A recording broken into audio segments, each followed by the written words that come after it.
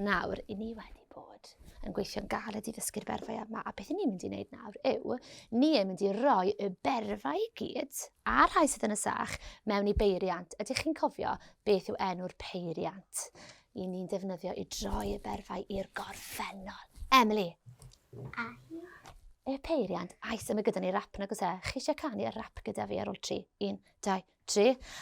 Ice, ice, baby. Da iawn, arbennig. Felly, dwi nawr mynd i ofyn i chi dynnu allan berf o'r sach. Chi wedyn yn mynd i droi y ferf i'r gorffennol. Felly, i ni yn mynd i ychwanegu ice ar y diwedd, achos mae e wedi digwydd o'r blaen. Ni wedi wneud e. Felly, pwy sy'n mynd i fynd yn gyntaf? Dewch i ni gael na i ddechrau gyda bleddyn. Na ti, beth sydd gyda ti? Pa ferf sydd gyda ti fyna? Ysgrifennu. Ysgrifennu. Dwedwch ysgrifennu gyda'ch gilydd? Ysgrifennu. Ysgrifennu. Nawr ni'n mynd i roi ysgrifennu y ferf mewn i'r peiriant. Ice, ice, baby. Barod? Beth mae'n troi i ar ôl 3? 1, 2, 3. Ysgrifen ice. Da iawn, arbennig. Newn ni ddewis un arall ten. Ewn ni draw fan hyn tro yma. Reit, Megan. Pa ferf sydd gyda ti fyna? Cysgu. Da iawn, ti cysgu.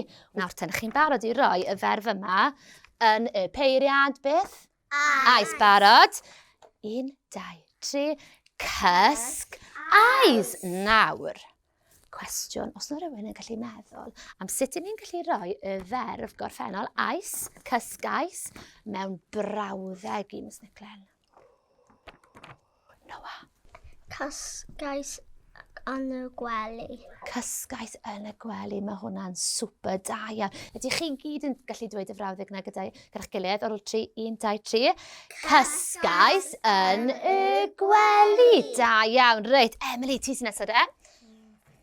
Beth sy'n gyda ti fan hyn? Cerdded. Da iawn. So rhywun yn gwybod, os ni'n rhoi y ferf cerdded mewn i'r peiriant ice, ice, baby, beth mae e'n troi i? 1, 2, 3. Cerdd ice.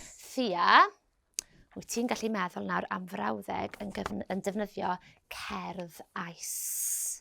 Cerddais yn gyflym i'r gwely. O, da iawn ti arbennig.